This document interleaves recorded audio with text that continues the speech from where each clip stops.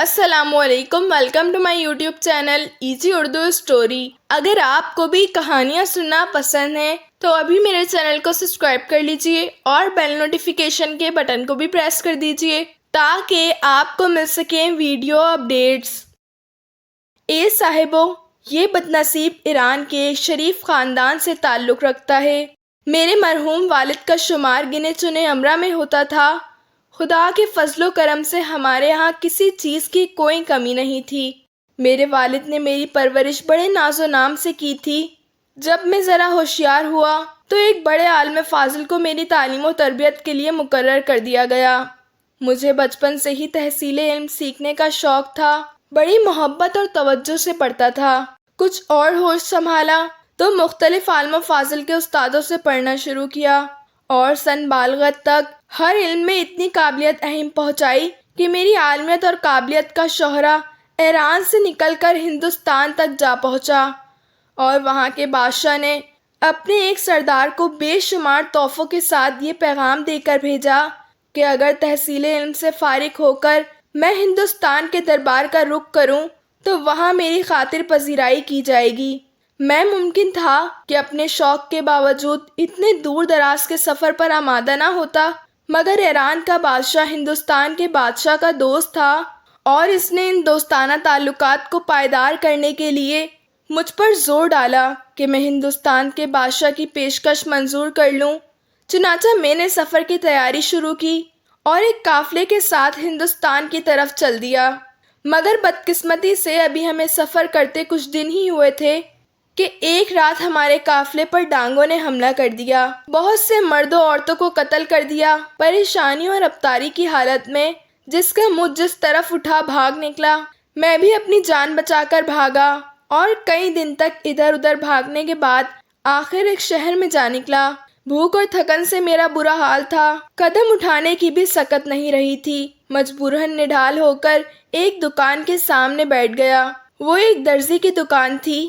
درزی کوئی بہت ہی شریف اور ہمدرد انسان تھا۔ اس نے جو میرا حال دیکھا تو بڑی محبت سے پیش آیا، اپنے گھر لے آیا، کھانا کھلایا، پہننے کے لیے کپڑے دیے اور پھر اپنے گھر میں ہی ایک کوٹری میں میرے رہنے کا انتظام کر دیا۔ 3-4 دن کے بعد جب میں اچھی طرح آرام کر چکا اور جسم میں کچھ طاقت آ گئی تو میں نے درزی سے کہا کہ میرا وطن یہاں سے بہت دور ہے، میں ہندوستان جانے کے ارادے سے نکلا تھا، مگر اب اتنا تہیدس ہوں کہ نہ وہاں جا سکتا ہوں اور نہ اپنے گھر واپس جانے کے لیے میرے پاس کوئی ذرے راہ ہے۔ تمہاری محبت و ہمدردی کا بہت شکریہ، مگر میں اب زیادہ دن تک اپنا بوجھ تم پر ڈالنا نہیں چاہتا۔ یا تو مجھے اتنا قرض دے دو کہ میں اس سے کوئی چھوٹا موٹا کاروبار کر لوں، یا پھر مجھے کہیں ملازمت دلا دو تاکہ آمدنی کی کوئی صورت پیدا ہو اور میں اپنا بار خود اٹھانے کے علاوہ سفر کے لیے کچھ رقم بھی جمع کر سکوں۔ درزی نے یہ سن کر مجھے ایک کلہاڑی اور ایک رسی لا دی اور کہا کہ شہر کے قریب ہی ایک بہت بڑا جنگل ہے، تم اس جنگل میں جاؤ اور صبح سے دوپہر تک جتنی لکڑیاں کاٹ سکتے ہو کاٹ کر شہر لے آؤ۔ خدا کی ذات سے امید ہے کہ تمہیں اتنی اجرت مل جائے گی جس سے تمہارے دونوں مقصد پورے ہو جائیں گے۔ چنانچہ اس دن کے بعد میں جنگل سے لکڑیاں کاٹ کاٹ کر شہر لانے اور فروخت کرنے لگا۔ ایک روز ایسا اتفاق ہوا کہ میں ایک بہت بڑے درخت پر چڑھا، اس کی شاخ کاٹ رہا تھا کہ میری کلہاڑی ہاتھ سے چھوٹ کر نیچے گر پڑی۔ میں اسے اٹھانے کے لیے اترا، دیکھا کہ کلہاڑی درخت کی جڑ سے بالکل قریب نفس سے زیادہ زمین میں دھس گئی ہے۔ میں نے اسے کھینچ کر نکالا تو وہاں کی زمین بہت نرم اور پولی معلوم ہوئی۔ میں نے اسے کھود کر دیکھا اور دیکھ کر بڑی حیرت ہوئی کہ درخت کی جڑ میں زمین کے اندر کسی تہخانے کا دروازہ نظر آ رہا ہے۔ میں جلدی سے اپنے کھودے ہوئے گڑھے میں اتر گیا، دروازے پر ہاتھ رکھا تو معلوم ہوا وہ بند نہیں ہے۔ میں نے ایک پٹ کو آہستہ سے دھکا دیا اور اندر داخل ہو گیا۔ اندر کا منظر دیکھ کر میری حیرت اور بڑھ گئی۔ یہ کوئی بہت ہی پرفزا باغ معلوم ہوتا تھا جس میں ہر طرف طرح طرح کے خوبصورت پھولوں کے پودے لگے ہوئے تھے۔ میں آگے بڑھا تو باغ کے ایک کوشے میں 2-3 کمرے کا ایک چھوٹا سا صاف ستھرا گھر نظر آیا۔ میں کچھ اور آگے بڑھا ابھی میں اس گھر سے چند قدم کے فاصلے پر تھا کہ اچانک ایک کمرے میں سے ایک بہت ہی خوبصورت عورت باہر نکلی اور مجھے حیرت سے دیکھنے لگی۔ میں نے محسوس کیا کہ وہ میری آمد سے خوفزدہ ہونے کے بجائے کچھ خوش معلوم ہوتی ہے۔ میں نے جلدی سے سلام کیا اور اسے بتایا کہ کس طرح کلہاڑی میرے ہاتھ سے گری اور کس طرح اس کے گرنے کی وجہ سے یہاں تک پہنچا۔ وہ عورت مسکرائی، میرا ہاتھ پکڑ کر اندر لے گئی، انواع و اقسام کے کھانے، طرح طرح کے مشروبات اور شرابیں لا کر میرے سامنے رکھی اور مجھے کھانے کے لیے اصرار کیا۔ مجھے بھوک تو زیادہ نہیں تھی مگر اس کے خیال سے کھانے لگا۔ کھانے کے دوران اس نے بتایا کہ وہ ایک ملک کے بادشاہ کی بیٹی ہے۔ جب نوجوان ہوئی تو اس کے والد نے ایک دوست ملک کے شہزادے سے اس کی شادی طے کر دی۔ مقرر دن تاریخ پر بہت شاندار بارات آئی۔ غریبوں محتاجوں کو کپڑے، کھانا اور زر نقد تقسیم کیا گیا۔ رعایا نے اپنے بادشاہ کی خوشی میں شریک ہونے کے لیے گھر گھر چراغاں کیا۔ غرض بڑی دھوم دھام سے اس کی شادی شہزادے سے کر دی گئی۔ پھر نکاح کے بعد دوسری رسمیں ختم ہو گئیں اور رات زیادہ آ گئی۔ وہ ابھی اپنی سہیلیوں سے بات کر رہی تھی اور اپنے شہزادے کی آمد کا انتظار کر رہی تھی کہ اچانک کمرے میں ایک خوفصورت جن نمودار ہوا۔ وہ اسے دیکھ کر بری طرح خوفزدہ ہو گئی مگر جن نے اسے تسلی دی، کہا ڈرنے کی کوئی بات نہیں، میں اس سے محبت کرتا ہوں اور اسے کوئی نقصان نہیں پہنچاؤں گا، اور چونکہ وہ اس سے محبت کرتا ہے اس لیے یہ برداشت نہیں کر سکتا کہ شہزادی کی شادی اس کے علاوہ کسی اور سے ہو، اور وہ اسے اپنے ساتھ لے جانے کے لیے آیا ہے۔ شہزادی نے بہت انکار کیا مگر اس کی ایک نہ چلی اور جن نے اسے اس کمرے سے اٹھا لیا اور لا کر اس تہہ خانے میں قید کر دیا۔ تب سے جن برابر اس کوشش میں ہے کہ کسی طرح شہزادی اس کے ساتھ شادی پر آمادہ ہو جائے، مگر شہزادی اب تک انکار کرتی چلی آ رہی ہے۔ جن نے اسے عیش و آرام کے لیے یہاں ہر قسم کا سامان مہیا کر دیا ہے مگر ظاہر ہے شہزادی یہاں خوش نہیں ہے۔ اب جن ہر ہفتے ایک مرتبہ اس کے پاس آتا ہے، شادی کے لیے اصرار کرتا ہے اور جواب انکار میں سن کر چلا جاتا ہے۔ اس پر میں نے شہزادی سے پوچھا کہ اگر کسی وجہ سے اسے ہفتے بھر سے پہلے جن کی ضرورت پڑ جائے تب وہ کیا کرتی ہے؟ شہزادی نے جواب دیا کہ اگلے کمرے میں فرش پر ایک چھوٹا سا گنبد بنا ہوا ہے، اگر میں جن کو بلانا چاہتی ہوں تو اس گنبد پر ہاتھ رکھ دیتی ہوں اور جن آ جاتا ہے۔ چونکہ مجھے کھانے کی کوئی خاص خواہش نہیں تھی اس لیے تھوڑا سا کھا کر شراب پینا شروع کر دی اور اتنی زیادہ پی گیا کہ نشے میں بہکنے لگا۔ ذہن بے قابو ہوا تو میں بڑی بڑی ڈنگیں مارنے لگا۔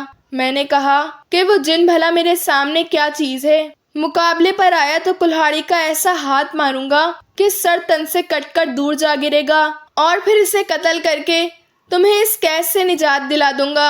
ہم دونوں شادی کر لیں گے اور اپنی بقایا زندگی آرام و سکون سے گزاریں گے۔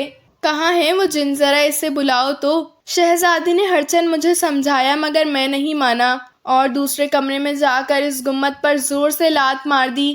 لات کا مارنا تھا کہ جیسے قیامت آ گئی۔ مکان کی درد و دیوار لرزنے لگے، زمین سے ایسے گرگراہٹ کی آواز نکلنے لگی جیسے زلزلہ آ رہا ہو۔ میرا تمام نشہ حیران ہو گیا۔ شہزادی گھبرا کر بولی، خدا کے لیے جلدی سے بھاگ جاؤ، جن آ رہا ہے۔ میرے ایسے اوسان خطا ہوئے کہ یہ سن کر سر پر پاؤں رکھ کر بھاگا اور تہہ خانے سے باہر آ کر دم لیا اور پھر وہاں سے جو دوڑ لگائی سیدھا درزی کے مکان پر پہنچ کر اپنی کوٹری میں گھس گیا۔ خوف کے مارے میرے پورے جسم پر کپکپاہٹ طاری تھی۔ میں اپنی چارپائی پر چادر میں منہ چھپا کر لیٹ گیا۔ کافی دیر کے بعد جب دل ٹھہرا تو مجھے یاد آیا کہ میں اپنی کلہاڑی اور رسی تو وہیں تہہ خانے میں چھوڑ آیا ہوں۔ اپنی حماقت پر میں خود کو برا بھلا کہنے لگا۔ اس سے لیے شراب حرام کر دی گئی ہے، عقل و ہوش سے بیگانہ ہو جاتا ہے۔ نہ میں شراب پیتا اور نہ مجھ پر یہ مصیبت آتی۔ اب اگر وہ جن کلہاڑی اور رسی کی مدد سے میرا پتہ چلاتے ہوئے یہاں پہنچ جائے تو۔ ابھی میں یہ سوچ ہی رہا تھا کہ درزی میری کوٹری میں داخل ہوا۔ اس کے ہاتھ میں میری رسی اور کلہاڑی دبی ہوئی تھی۔ اس نے کہا کہ یہ چیزیں تم جنگل میں چھوڑ آئے تھے، ابھی ایک بوڑھا آدمی ان کی مدد سے تمہارا پتہ پوچھتے پوچھتے یہاں لے کر گیا ہے۔ وہ اتنا کہہ کر رسی اور کلہاڑی کوٹری میں رکھ کر واپس چلا گیا۔ ادھر وہ کوٹری سے نکلا اور ادھر ایک خوفصورت جن میری کوٹری میں نمودار ہوا۔ جن کو دیکھ کر خوف سے میری گٹگٹی بن گئی۔ اس نے مجھ سے کڑک کر پوچھا، بتاؤ تمہاری کلہاڑی اور رسی میرے گھر میں کیسے پہنچی؟ مجھے کیا پتا، میں ہکلا کر بولا۔ میں تو شاید انہیں جنگل میں بھلایا تھا۔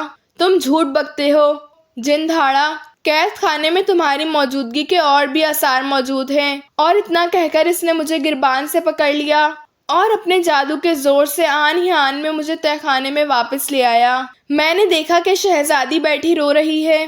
اس کے جسم پر جگہ جگہ مار کے نشان پڑے ہوئے ہیں اور آنکھیں روتے روتے سوج گئی ہیں۔ جن نے مجھے دھکا دے کر اس کے سامنے گرایا اور کڑک کر پوچھنے لگا کہ کیا میں ہی اس کے پاس آیا تھا؟ مگر شاباش ہے شہزادی کی ہمت کو کہ وہ بار بار انکار کیے گئی۔ جن کو اتنا غصہ آیا کہ اس نے کوڑھا اٹھا کر شہزادی کو بے رحمی سے پیٹنا شروع کر دیا، اور جب اس پر بھی اس کا دل ٹھنڈا نہیں ہوا تو تلوار نکال کر ایسا ہاتھ مارا کہ اس مظلوم شہزادی کا سر کٹ کر دور جا گرا۔ شہزادی کو قتل کر کے وہ خونخوار جن میری طرف متوجہ ہوا، چاہتا تھا کہ مجھے بھی زمین پر گرا کر میری گردن پر تلوار پھیر دے۔ میں نے ڈرتے ڈرتے ہاتھ جوڑ کر اس سے کہا کہ میں نے تو تیرے ساتھ وہ سلوک بھی نہیں کیا جو حاسد نے مقصود کے ساتھ کیا تھا، مگر پھر بھی مقصود نے حاسد سے انتقام لینے کے بجائے اسے معاف کر دیا، تو میری جان نہیں چھوڑ سکتا؟ یہ سن کر جن نے ہاتھ روک لیا اور دلچسپی سے پوچھا کہ حاسد نے مقصود کے ساتھ کیا سلوک کیا تھا؟ تو مجھے یہ کہانی سنا، اگر پسند آئی تو میں تیری جان بخش دوں گا۔ میں نے موقع غنیمت جانا اور کہانی سنانے لگا۔ کہتے ہیں کہ کسی شہر میں ایک محلے میں دو پڑوسی رہتے تھے، ایک کا نام حاسد اور دوسرے کا نام مقصود تھا۔ مقصود بہت شریف، نیک، محنتی اور ایماندار تھا، حکیم تھا، بیماروں کا علاج کرتا تھا، اور خدا نے اس کے ہاتھ میں ایسی شفا دی تھی کہ لوگ دور دور سے اس کی شہرت سن کر آتے اور اس کے علاج سے صحتیاب ہو جاتے۔ خدا نے اسے سب کچھ دے رکھا تھا اور وہ اپنے بال بچوں کے ساتھ ہنسی خوشی زندگی گزار رہا تھا، مگر حاسد کو اس کا آرام و سکون ایک آنکھ نہ بھاتا تھا۔ وہ خود تو بالکل کاہل، نکما اور کامچور تھا، محنت سے جی چراتا تھا اور اپنی ملغصی قسمت پر الزام دھارتا، اور اپنے پڑوسی مقصود کو چین سے رہتے دیکھ کر دن رات اسے نقصان پہنچانے کی کوشش کرتا رہتا۔ وہ اٹھتے بیٹھتے لوگوں سے اس کی برائیاں کرتا، راستہ چلتے اس سے الجھ جاتا اور گندی گندی گالیاں سنانے لگتا۔ مقصود اس کے ہاتھوں اتنا تنگ اور پریشان ہوا کہ آخر وہ محلہ چھوڑ کر دوسرے محلے چلا گیا اور وہاں رہنے لگا۔ حاسد نے اس پر بھی اس کا پیچھا نہیں چھوڑا، اور جب اس نے یہ دیکھا کہ اس کے چلی خانے اور برائیاں کرنے کے باوجود لوگوں میں مقصود کی قدر و منت بڑھتی جا رہی ہے تو اسے مارنے کا ارادہ کر لیا۔ ایک دن اس کے گھر پہنچا، پہلے تو جھوٹے آنسو بہاتے ہوئے اس سے اپنے رویے کی معافی مانگی، پھر اسے اپنی چکنی چپڑی باتوں میں پھنسا کر سیر و شکار کے بہانے جنگل میں ایسی جگہ لے گیا جہاں ایک بہت ہی گہرا کنواں بنا ہوا تھا۔ وہاں پہنچ کر بولا، مقصود بھائی مجھے زور سے پیاس لگی ہے، ذرا دیکھنا اس کنویں میں پانی ہے یا نہیں، اگر پانی ہے تو اسے نکالنے کی کوئی ترکیب کی جائے۔ پھر مقصود نے جیسے ہی کنویں میں جھانک کر دیکھا، حاسد نے اسے زور سے کنویں میں دھکیل دیا۔ اب خدا کا کرنا ایسا ہوا کہ اس کنویں میں کچھ نیک جنوں کا بسیرا تھا۔ حکیم مقصود نیچے گرا تو انہوں نے اسے بڑی حفاظت سے سنبھال لیا اور ذرا بھی چوٹ نہیں آنے دی۔ اسے ایک طرف آرام سے بٹھا کر کھانے پینے کو دیا اور خود آپس میں باتیں کرنے لگے۔ ایک جن نے بولا، دوستو تمہیں یہ بھی پتا ہے کہ اس ملک کے بادشاہ کی اکلوتی بیٹی سخت بیمار ہے۔ بادشاہ نے تمام طبیوں اور حکیموں سے علاج کروا لیا، مگر کوئی بھی اسے اچھا نہیں کر سکا۔ پھر اس نے دوسرے ملکوں سے حکیم بلائے، مگر شہزادی کو صحتیابی نصیب نہیں ہوئی۔ اب کسی نے بادشاہ سے حکیم مقصود کا ذکر کیا ہے اور اس کے ہرکائے حکیم کو لینے کے لیے اس کے گھر پہنچنے ہی والے ہیں۔ اس پر دوسرے جن نے پوچھا، جہاں دنیا کے نامی گرامی حکیم شہزادی کا علاج کرنے سے قاصر رہے، وہاں حکیم مقصود کیا کر سکے گا؟ یہ ان سے زیادہ تجربے کار حکیم تو نہیں؟ یہ سن کر ایک تیسرے جن نے جواب دیا کہ شہزادی ایک عجیب و غریب مرض میں مبتلا ہے، اور چونکہ دوسرے تمام طبی اس کے مرض کو سمجھنے سے قاصر رہے ہیں، اس لیے وہ اس کا علاج بھی نہیں کر سکے۔ پہلے جن نے پوچھا کہ آخر اس کے مرض کا کیا علاج ہے؟ اس پر تیسرے جن نے بتایا، اگر حکیم مقصود اپنی پالتو کتیا کے دم سے 7 بال توڑ لے اور ان 7 بالوں کو آنکھ میں جلا کر شہزادی کی ناک میں اس کا دھواں پہنچائے تو شہزادی آن ہی آن میں ٹھیک ہو جائے گی۔ پہلے جن نے کہا یہ تو بڑی اچھی بات ہے، مگر حکیم بیچارہ تو یہاں کنویں میں قید ہے، بادشاہ کے آدمی اسے بلانے آئیں گے اور گھر پر نہ پائیں گے تو واپس لوٹ جائیں گے، کیوں نہ ہم اس شریف آدمی کی مدد کریں اور اسے کنویں سے نکال کر اس کے گھر پہنچا دیں۔ حکیم مقصود یہ تمام باتیں سن رہا تھا۔ اس نے جنوں کا شکریہ ادا کیا، پھر جن اسے کنویں سے نکال کر اس کے گھر چھوڑ گئے۔ اسی وقت بادشاہ کے آدمی بھی پہنچ گئے تھے اور بادشاہ کا پیغام دیا۔ حکیم مقصود ان کے ساتھ شاہی محل میں چل دیا، مگر روانگی سے پہلے اس نے اپنی کتیا کے 7 بال توڑ کر ایک کپڑے میں بند کر لیے۔ محل پہنچ کر اس نے شہزادی کو دیکھا اور سب لوگوں کو کمرے سے باہر نکال کر شہزادی کو کتیا کے بالوں کی دھونی دی۔ خدا کی قدرت کہ شہزادی دھونی پاتے ہی بالکل ٹھیک ہو گئی۔ بادشاہ حکیم مقصود سے اتنا خوش ہوا کہ اسے نہ صرف انعام و اکرام سے مالا مال کر دیا بلکہ اپنا شاہی طبی بھی مقرر کر دیا، اور کچھ عرصے بعد اس کی حکمت گزاری، عقل مندی اور محبت دیکھ کر اسی شہزادی سے حکیم مقصود کی شادی کر دی اور اپنا ولی عہد بھی نامزد کر دیا۔ اب مقصود پہلے کے مقابلے میں کہیں زیادہ عیش و آرام کے ساتھ رہنے لگا، مگر وہ اپنے پرانے دوستوں اور ساتھیوں کو نہیں بھولا تھا اور ان کے ساتھ اسی حسن و سلوک سے پیش آتا رہا تھا۔ ایک دن اس نے حاسد کو بھی بلا بھیجا اور سمجھایا کہ اس دنیا میں خالق کائنات کی مرضی کے بغیر کچھ نہیں ہو سکتا۔ کوئی لاکھ کسی کا برا چاہے، لیکن اگر خدا اسے اپنی رحمت سے بچانا چاہے تو اسے ذرا برابر میں نقصان نہیں پہنچا سکتا۔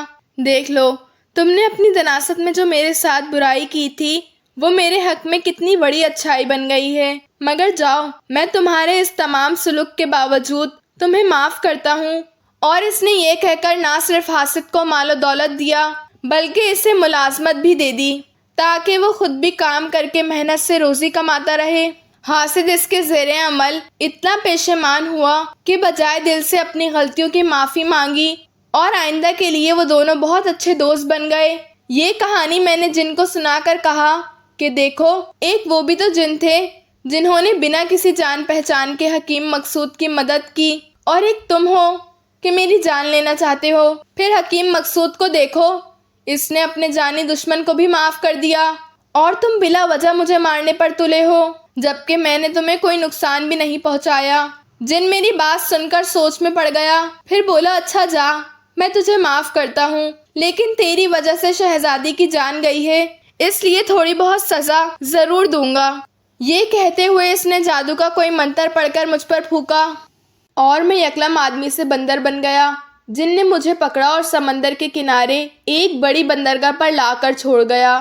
شاید اس کے خیال میں ایک بندر کے لیے بندرگاہ سے بہتر کوئی جگہ نہیں ہو سکتی تھی۔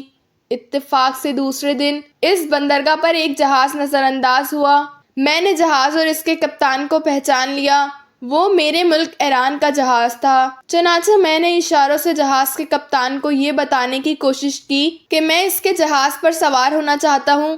پتہ نہیں کپتان کی سمجھ میں میری حرکتیں آئیں یا نہیں، مگر وہ انہیں دیکھ کر خوب ہنسا اور پھر شاید اپنی دلکشی کے خیال سے مجھے اپنے ساتھ جہاز پر لے گیا۔ 2-3 دن کے بعد جہاز وہاں سے روانہ ہوا اور کئی دن کے سفر کے بعد ایک دوسری بندرگاہ پر پہنچا۔ اس درمیان جہاز کا کپتان اور دوسرے لوگ میری عجیب و غریب حرکتوں سے بہت لطف اٹھاتے تھے۔ میں آدمیوں کی طرح کھانا کھاتا تھا، آدمیوں کی طرح سوتا اور آرام کرتا تھا، پھر کپتان کے چھوٹے موٹے کام بھی کر دیا کرتا تھا۔ وہ سب لوگ مجھے بہت عقل مند بندر خیال کرتے تھے۔ جہاز اس ملک کی بندرگاہ سے چلنے ہی والا تھا کہ بادشاہ کا سردار بہت سے سپاہی لے کر جہاز پر چڑھایا اور کپتان سے کہا کہ ہمارے بادشاہ کے وزیر کا انتقال ہو گیا ہے اور بادشاہ کا فیصلہ ہے کہ جو کوئی بھی آدمی مرحوم وزیر کی طرح خوشخط ہوگا وہ اس کو اپنا وزیر بنا لے گا۔ ملک میں تو بہت سے آدمیوں نے کوشش کی مگر کوئی بھی مرحوم وزیر کی طرح لکھ نہیں سکا۔ اب بادشاہ نے حکم دیا ہے کہ باہر سے جو بھی جہاز آئے اس کے مسافروں سے بھی لکھوا کر دیکھا جائے تو شاید کوئی ایسا خوشخط لکھنے والا مل جائے جسے بادشاہ اپنا وزیر بنا سکے۔ یہ سن کر سب سے پہلے تو کپتان نے کوشش کی۔ سردار کے پاس بادشاہ کے مرحوم وزیر کی لکھی ہوئی ایک تختی موجود تھی۔ اس نے کپتان کی لکھی ہوئی تختی اس سے ملا کر دیکھی، مگر وزیر کا ہاتھ بہت ہی خوبصورت تھا کپتان کی لکھی ہوئی اس کے سرپنکھ بھی نہیں تھی۔ اس کے بعد سب نے ہی کوشش کی مگر مرحوم وزیر کی طرح کوئی لکھ نہیں سکا۔ یہ دیکھ کر میں نے اشارے سے قلم و داد اور تختی مانگی۔ سردار کو اندیشہ ہوا کہ یہ بندر کہیں سب چیزیں سمندر میں نہ پھینک دے، مگر کپتان نے اسے سمجھایا کہ یہ بندر بہت ہوشیار ہے، دیکھنا چاہیے کہ یہ قلم و داد لے کر کیا کرتا ہے۔ چنانچہ مجھے قلم و داد اور ایک تختی دی گئی۔ میں دوسرے عالموں کی طرح فن کتابت میں بھی ماہر تھا۔ قلم لے کر ایسی خوبصورت عبارت لکھی کہ وزیر کی تختی اس کے سامنے مان پڑ گئی۔ سردار کو بہت تعجب ہوا، مگر اسے بادشاہ کا حکم تھا کہ جو بھی وزیر جیسی لکھائی لکھ سکے اسے میرے پاس لے آؤ۔ مجبوراً وہ مجھے اپنے ساتھ لے کر بادشاہ کے سامنے پہنچا۔ بادشاہ کو بھی میری تختی دیکھ کر بڑی حیرت ہوئی۔ اس نے خود اپنے سامنے مجھ سے کئی تختیاں لکھوائیں اور خدا کی قدرت پر تعجب کرنے لگا، جس نے ایک بندر کو فن کتابت میں اتنی مہارت عطا کر دی تھی۔ ظاہر ہے اسے کیا معلوم تھا کہ میں ایک بندر نہیں انسان ہوں۔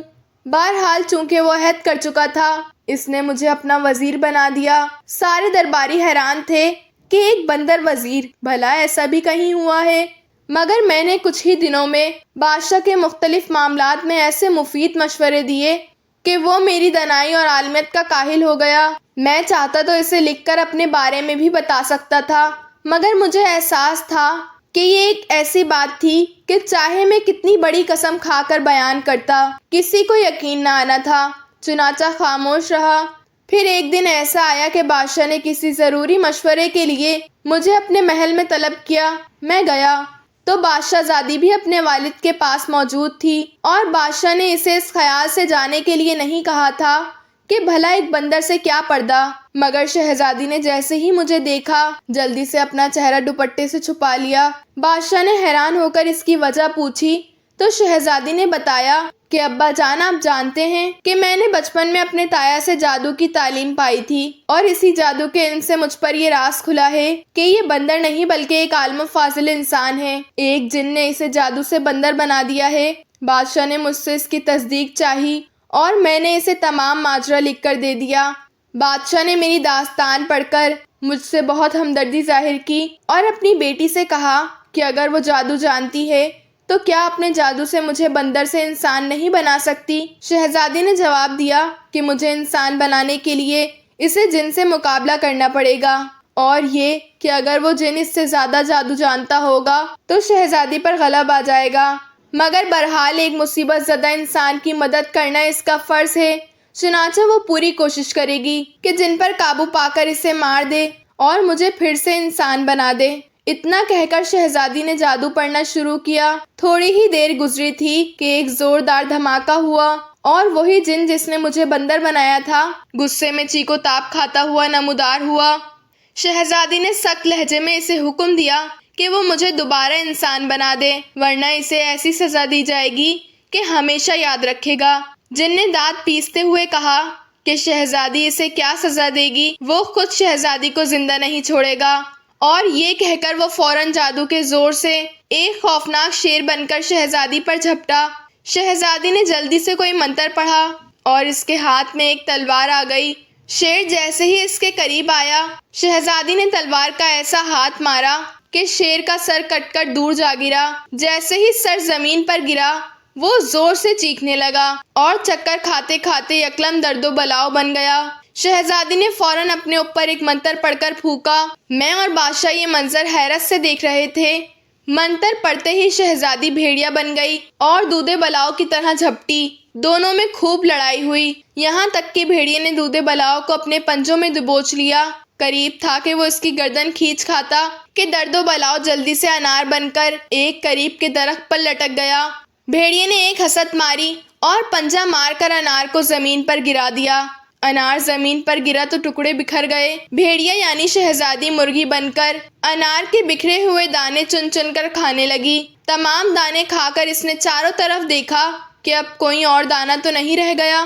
اچانک اس کی نگاہ تالاب کے کنارے پڑے ہوئے ایک دانے پر پڑی اور وہ اسے کھانے کے لیے لپکی ہی تھی کہ وہ دانہ اچھل کر تالاب میں کود پڑا اور مچھلی بن کر تیرنے لگا۔ شہزادی مگرمچھ بن کر تالاب میں گھس گئی۔ دونوں میں اتنی لڑائی ہوئی کہ تالاب کا پانی اچھل اچھل کر اوپر گرنے لگا۔ پھر اچانک ہم نے کیا دیکھا کہ دونوں لڑتے لڑتے خشکی پر آ گئے اور پھر یکدم سے غائب ہو گئے۔ ہمارے دیکھتے دیکھتے ان کی جگہ دو زبردست آنکھ کے شعلے نمودار ہوئے اور ایک دوسرے پر جھپٹنے لگے۔ شعلوں کی اس لڑائی میں آس پاس کی چیزیں جلنے لگیں۔ بادشاہ نے یہ حال دیکھ کر کہا کہ ہمیں یہاں سے دور ہٹ جانا چاہیے ورنہ ہم بھی جل جائیں گے، لیکن ابھی ہم ہٹ ہی رہے تھے کہ ایک بڑی سی چنگاری اڑتی ہوئی میری دائیں آنکھ میں آ گری۔ میں درد و جلن سے چیخ پڑا۔ شاہی حکیم کو بلایا گیا۔ اس نے میری آنکھ میں کوئی مرہم لگایا۔ مرہم سے جلن تو کم ہو گئی مگر آنکھ بالکل جل چکی تھی۔ اسی صحنہ میں وہ شعلے آپس میں لڑتے رہے یہاں تک کہ ایک شعلہ بالکل راکھ بن کر زمین پر بکھر گیا، دوسرا شعلہ بھی غائب ہو گیا اور اس کی جگہ شہزادی ظاہر ہوئی۔ اس کے تمام کپڑے اور جسم جھلسا ہوا تھا۔ اس نے بادشاہ کو بتایا کہ اگرچہ وہ جن کو مارنے میں کامیاب ہو گئی ہے مگر خود بھی بری طرح جلی ہے اور اب اس کا زندہ بچنا محال ہے، اس لیے جلدی سے پانی منگوایا جائے تاکہ وہ مرنے سے پہلے مجھے انسان بنا دے۔ فوراً پانی لایا گیا۔ شہزادی نے پانی پر پڑ کر پھونکا اور وہ پانی مجھ پر ڈال دیا۔ جیسے ہی پانی مجھ پر پڑا میں زمین پر لوٹ پوٹ کر دوبارہ آدمی کے روپ میں آ گیا۔ اسی وقت شہزادی چیخی، ہائے میں جلی، ہائے میں جلی، اور یہ کہتے کہتے زمین پر گر پڑی۔ پھر جو ہم نے دیکھا وہاں شہزادی کے بجائے راکھ پڑی ہوئی تھی۔ بادشاہ کو اپنی بیٹی کے مرنے کا بہت غم ہوا، مجھے بھی بڑا دکھ تھا مگر ظاہر تھا کہ میرا افسوس کرنا شہزادی کو زندہ نہیں کر سکتا تھا۔ میں نے بادشاہ سے معافی مانگی کہ میری بدقسمتی کا اثر اس پر بھی پڑ گیا اور اسے اپنی بیٹی سے ہاتھ دھونا پڑے۔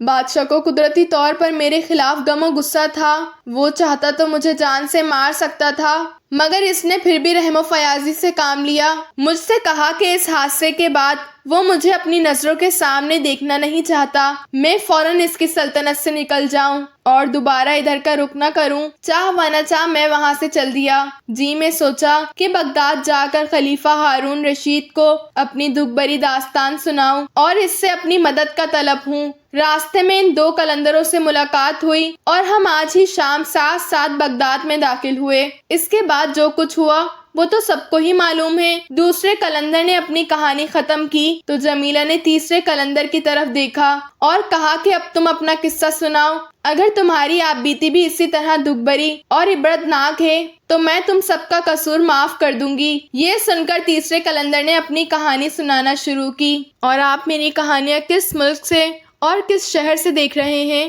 کمنٹ باکس میں ضرور بتائیے گا۔ And thanks for watching and don't forget to subscribe my YouTube channel. اللہ حافظ۔